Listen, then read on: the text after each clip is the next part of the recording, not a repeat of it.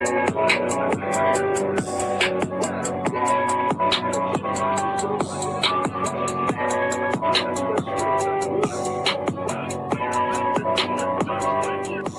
goddamn button? What's the goddamn button? After everything I've done for you! You don't want to be with me? Say it again. Let me hear you say it again. You're really creeping me out. Say it again! You're saying you're gonna post and blackmail me on Twitter? What are you talking about? Go right to me. How fucking hard was that? You fucking crazy. How fucking hard? What's wrong with you? What's that? You're insane. Now I'm gonna fucking grass roll fucking night, bitch. Huh? Look here.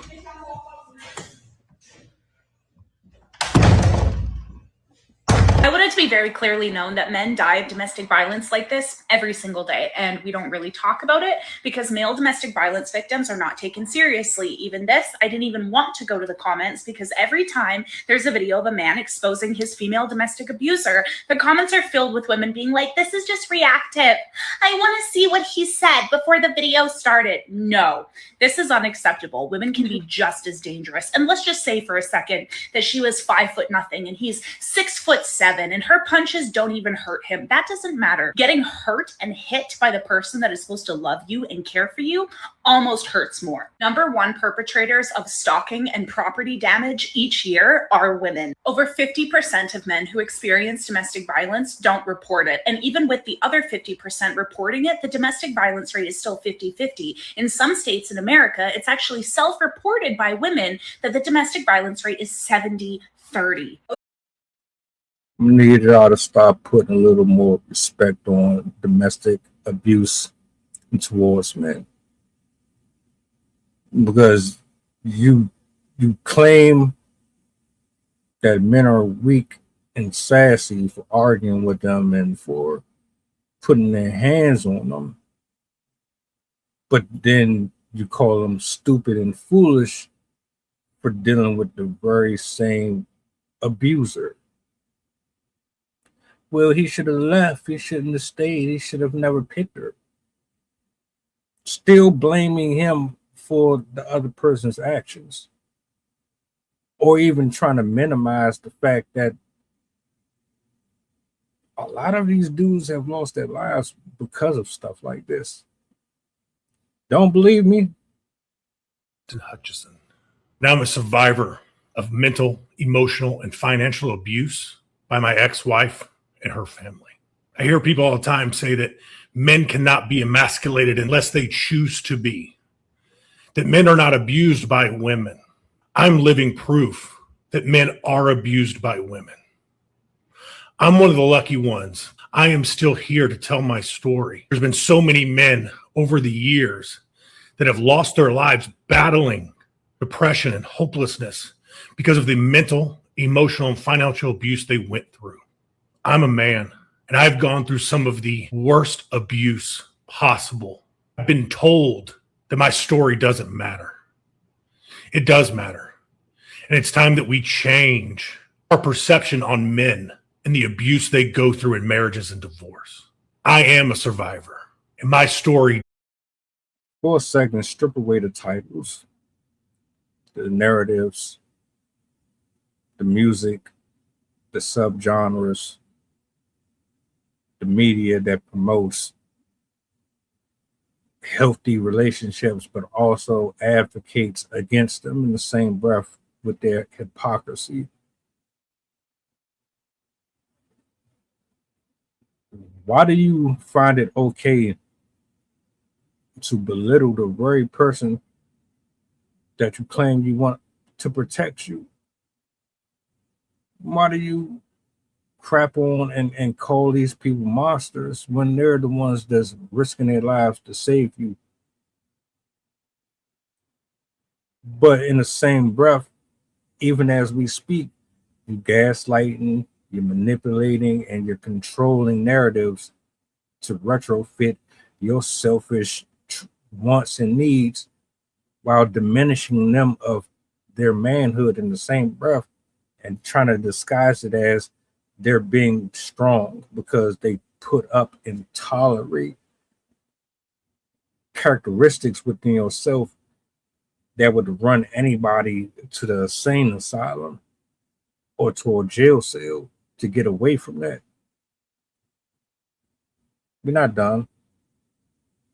Here are 7 signs a man has been emotionally abused by a female narcissist. Number 1, he second guesses everything he says. He used to be clear. Now he's constantly replaying conversations in his head. Number 2, he walks on eggshells. He monitors her mood, her tone, and the timing of everything just to avoid conflict. Number 3, his confidence is gone. He used to trust himself.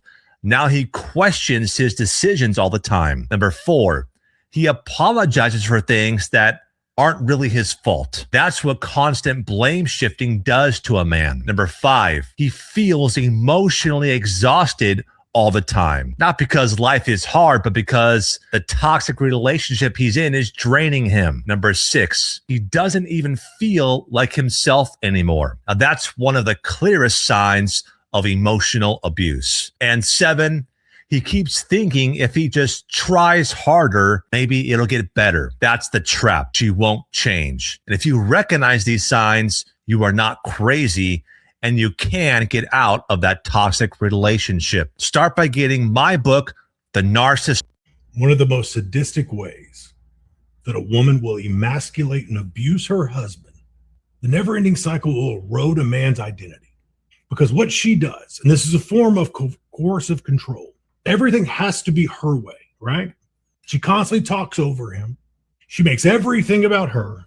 She constantly compares him to other men. The reason it's so sadistic is because nobody talks about how over time a woman can erode a man's self-esteem, his pride, and who he is, and then blame him when he breaks down.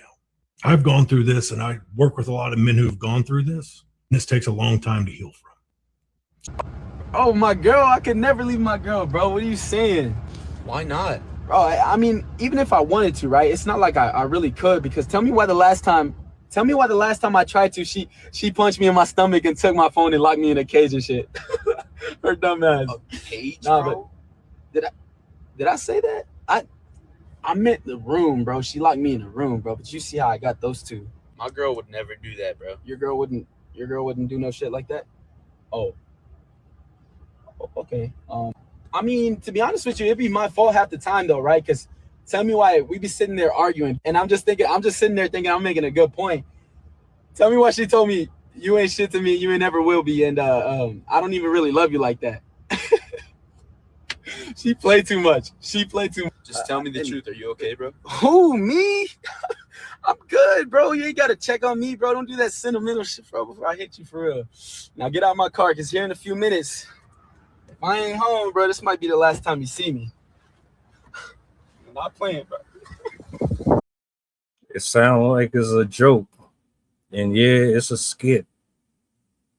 But I've heard conversations like that. And I'm pretty sure you've heard them.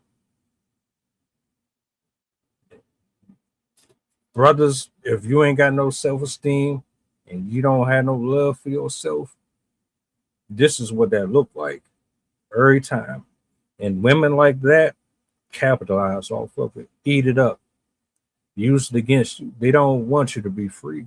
They don't want you to be the version that you were always meant to be, because then it diminishes everything that they accomplished within your own walk. They became the architects of your future. They took over the property. And unless you get back control, this is going to be you. Story we're following for you. A teenage girl stabbed her boyfriend to death amid an argument, and today, nearly 2 years later, she's pleaded guilty. The deadly stabbing happened in Northwest Miami-Dade, December of 2024. Christian Colon is with us now with that major update from the courtroom. And Christian, will this teenager get any prison time for killing her boyfriend? Yeah, that's right. Jahar Murley pleaded guilty today, and now she will let the judge decide her sentencing. When it comes to prison time, she is facing up to 30 years behind bars. Take a look. This is Jahara Malik. She was 17 at the time that she stabbed her boyfriend. She's charged with manslaughter for killing her boyfriend, 17-year-old Yakeem Lawler. Lawler's family has been very vocal since the beginning, holding protests outside the Miami-Dade State Attorney's office, demanding accountability. Their calls for justice eventually led prosecutors to actually file charges against Malik more than a month after the killing. Today, nearly 2 years later, the case will not go to trial. There was no plea offer. Instead, Malik pleaded guilty and will allow a judge to decide her punishment. The victim's family says they want the max here, which is, like I mentioned, 30 years in prison. Let's listen to what they told us. I want the max. You know, that's what I want. A life for a life. You get what I'm saying? She took my son's life for no reason. She took my son's life because he was honest with her, that he didn't want to be with her. And she not realizing her actions, her behavior, and her entitlement is the reason why he didn't want to be with her. Manslaughter is negligent conduct that was brought on, even though it was not intended to result. It says a whole lot, as far as I'm concerned, her recognizing and accepting responsibility. Do you get what I'm trying to put down here?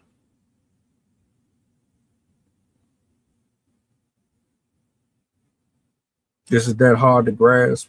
Can you remove your personal feelings and put them aside for a few minutes to address this and not try to pivot back to everything being about the woman? So many of these dudes traumatized, dead in jail, or we just at a point that it's like, we might as well just leave y'all the hell alone, because you don't know what you're going to get dealing with them. And it's not all of y'all, but it's a lot of you that were groomed to maneuver like spoiled, entitled brats who, if you don't get your way, your only go-to is to put your hands on another person, especially in a case where you know the man is more likely to suffer for responding equally if they decide to protect themselves. I just gave you a multitude of versions of abuse that men go through and nobody gives a damn about. Protect yourself out there, brothers. There are good women. There are definitely good women out there, but they're far in between, and you're going to have to start moving smarter. Take care of yourself. That's all I got to say.